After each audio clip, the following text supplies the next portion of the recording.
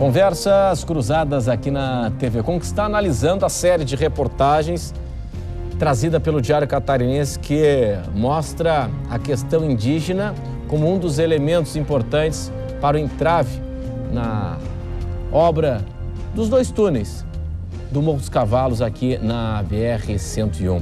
Agora, o que chamou atenção na reportagem, quando nós temos ali relatos de que havia uma pequena comunidade indígena morando ali na região, 15 índios, acho que alguma coisa assim, e que índios teriam sido incentivados, trazidos de outros estados e outros países também, até em veículos contratados aqui de Santa Catarina. E aí fica essa questão, né, de que ideologicamente ou não, houve uma motivação, um incentivo para a vinda deles para cá. Inclusive, a Procuradoria sustenta a tese de que aquela terra não é indígena. Sim. E que, inclusive, a BR é anterior à presença indígena. Sem dúvida, Renato. É importante, Renato, esclarecer o seguinte: quais são os fatos incontroversos? Isso eu falo com base no processo demarcatório, que eu analisei cada uma das 2.000 folhas desse processo. O fato incontroverso: na década de 60, chega uma família de índios Guarani do grupo Yandevá. Até a professora pode me ajudar na pronúncia. Yandevá, Yandeva, mais ou menos assim. Família Moreira. Chegam lá em torno de 10 índios, 15 índios, vivem na região do Morro dos Cavalos. 60, anos 60, é isso? Final dos anos 60. Tá. Vivem na região do Morro dos Cavalos, em conjunto com o início da construção da rodovia. Sim. Os relatos dão conta de que eles foram ali em virtude do início da construção da pista simples, da BR-101. Posteriormente, nos anos 80, o patriarca da família morre, o senhor Júlio Moreira, e os filhos começam a deixar a região do Morro dos Cavalos. Dado importante: em 5 de outubro de 88, que é o dia que a Constituição Federal de 88 inicia sua vigência, não havia índios no local. Posteriormente, nos anos 90, chega uma leva de índios do Guarani. Trazidos? Isso nós não temos informação no processo demarcatório. Sim, a reportagem mostra que sim. A reportagem traz essa versão. O que ocorre? Chegam ao Morro dos Cavalos índios Guarani do grupo Ibiá. Ibiá, professor. Então, o que ocorre? Os índios Guarani passam a ocupar a região do Morro dos Cavalos e não tem nenhuma relação com aqueles primeiros índios que ocuparam a região dos Guarani e Yandeva. Fato importante: não é uma questão de visões antropológicas, a visão da Fiesc, sim. a visão da Procuradoria. Aqui é uma visão constitucional. Sim, em 88, quando era para valer a tese de que, bom, é terra indígena se tem gente morando aqui a partir de 88. Sim, não. Até 88. Em 88, deve haver a comprovação de que existem índios ocupando tradicionalmente aquela porção de terras. E não há essa comprovação. Não há essa comprovação. Tá, o seguinte, professora, esses índios foram trazidos, fora a família Moreira, houve um incentivo com contratação de veículos para trazer índio de fora para cá? Bem, já adianto que eu não contratei, não conheço de maneira alguma que isso tivesse acontecido. O que eu penso seria fundamental esclarecer aqui é a concepção guarani de território de ocupação tradicional guarani, que os guaranis chamam Urupá, e que alcança parte do Brasil, parte do Uruguai, Argentina e Paraguai, não é? E também parte da Bolívia. Então, é fundamental que a gente entenda que é nesse Urupá que os guarani nascem, circulam, têm uma mobilidade, por isso uma dinâmica territorial, tem vínculos de parentesco. E essa família também tinha vínculos de parentesco, assim como todas as famílias guarani. Agora, professora, então, é fundamental que a gente entenda que, se antes eram 14 pessoas e elas eram visitadas por várias pessoas que hoje vivem em outras aldeias ou já faleceram, não é? Essas pessoas também visitavam outros índios. Agora, professora, guarani. não há uma visão ultrapassada essa, uma pergunta, do chamado índio transnacional, que de repente, se formos demarcar aqui a área, parte do Brasil, Bolívia, Peru e tal, como área indígena, enfim, e a tese de que nós invadimos. Não. Enfim, agora é o seguinte, hoje o Diário Catarinense, nessa série também, tem um professor que diz assim, que critica muito a FUNAI e as ONGs, dizendo o seguinte, olha, o índio não é ouvido, e que mudou o jeito de viver do índio, que o índio não quer mais viver de caça e da pesca. E tem um exemplo aqui do senhor Gentil Bellini, que foi cacique lá no Oeste, dizendo o seguinte, não, a gente não quer ninguém falando pela gente aqui, a gente não quer a FUNAI ou qualquer ONG administrando o que é nosso. E eles firmaram lá uma comissão, né, um conselho de caciques, e decidiram o próprio destino. Como, por exemplo, firmaram parceria com uma multinacional, uma empresa canadense que está fazendo hidrelétrica por lá, estão apostando no futuro que vão receber 5% do lucro mensal da hidrelétrica, vão ter renda, trabalham com criação de gado, enfim.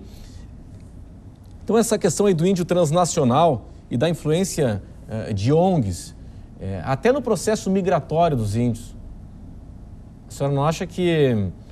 E até já vou avançar numa outra pergunta aqui, porque a reportagem cita casos onde tem ONG cujo integrante tem cargo de direção na FUNAI e que decide pela contratação de serviços de antropólogos, que fazem parte da mesma ONG. Quer dizer, não há um conflito ético aí? Bem, eu creio que esteja se falando aqui justamente do Centro de Trabalho Indigenista, eu já citei, né? Essas 5 reportagens tem uma profusão de citações quanto a essa organização não governamental, e eu devo dizer que essa organização não governamental tem um trabalho absolutamente sério com inúmeras aldeias guarani, sobretudo no litoral, né, de Espírito Santo, Rio, São Paulo, Paraná, Santa Catarina, Rio Grande do Sul. Então, é preciso nós termos um filtro, uma possibilidade de qualificação de profissionais e organizações não governamentais. Nesse caso, eu entendo que o CTI tem um trabalho absolutamente sério relacionado às populações guarani. Tá, mas essa história aí o integrante da ONG tem cargo de chefia na FUNAI que decide pela contratação de um relatório antropológico, de um estudo de alguém que faz parte da mesma ONG e tal. Isso é um negócio muito sério, né? Dinheiro público envolvido. Sem dúvida, eu penso que nós temos que ter uma seriedade absoluta em relação a dinheiros, a recursos públicos. Todavia, o funcionamento da FUNAI e como se tratam, né, questões internas, eu não poderei, evidentemente, adentrar, porque não sou desse órgão. Sim, e eu a FUNAI foi convidada, inclusive. A FUNAI vai, evidentemente, fazer seus devidos esclarecimentos. Com relação ao jeito de viver do índio. Mas, Renato Igor, eu acho que é importante só voltar a um ponto que o procurador Alisson levanta, que é de 1988. Já em janeiro também o procurador-geral levantava isso, o doutor João dos Passos, e eu dizia que discordo inteiramente desse posicionamento, que é uma interpretação no meu ponto de vista, e até eu trouxe fotos, procurador, não tiradas por mim, mas sim pelo Cine. Nós temos aqui. E eu trouxe justamente, que são do ano 1988. Então a pergunta que eu tenho a fazer também aí, Felipe, se tiver a foto. Para o procurador o quê? Os Guarani precisariam estar vivendo na terra indígena Morro dos Cavalos ou qualquer outra terra indígena nesse país no dia 5 de outubro de 1988, não é? Qual é o tempo do verbo que se ganha aí para se ter que fazer essa justificativa, né? Vale de 1º de janeiro a 31 de dezembro, ou seja, qual é o peso e qual é a medida que se precisa para fazer justamente essa defesa constitucional a qual o senhor se refere? Porque constitucionalistas muito importantes, como é o caso do professor José Afonso da Silva, que é respeitadíssimo no Brasil, não levanta esse tipo de questão. Até porque a gente sabe as grandes dificuldades das populações indígenas nesse país de viver em áreas que não são demarcadas. Nesse caso, eu explicava de Urupá, e hoje há várias terras indígenas Guarani demarcadas nesse território de ocupação tradicional. E ainda não acabamos essa demarcação. E não acabamos, eu falo, pelo fato de que ainda há necessidade por parte de famílias Guarani e de comunidades Guarani de mais demarcações. E há terras indígenas justamente nesse processo. Então é importante a gente falar de 1988 porque a população fica numa dúvida atroz quando a Procuradoria-Geral do Estado coloca, não é? E fala do tempo presente no texto constitucional. Sem dúvida. Professora, o que ocorre? A Constituição, no artigo 231, que regula essa questão indígena, a questão dos direitos territoriais dos índios, ela diz expressamente as terras que os índios tradicionalmente ocupam. O STF, o Supremo Tribunal Federal, a quem cabe a guarda da Constituição, quem interpreta a Constituição, ele, no julgamento da terra indígena Raposa Serra do Sol, ele fez, na realidade, ali o Estatuto Geral das Terras Indígenas no Brasil. É um precedente judicial. Discordo inteiramente.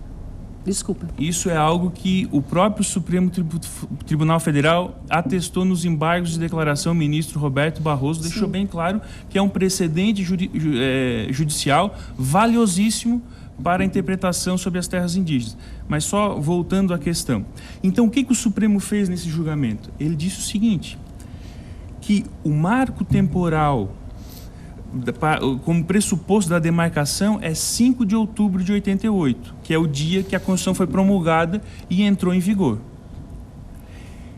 Ou seja, deve haver a comprovação nos processos demarcatórios de que em 5 de outubro de 88 havia uma ocupação tradicional indígena na área. E não só isso.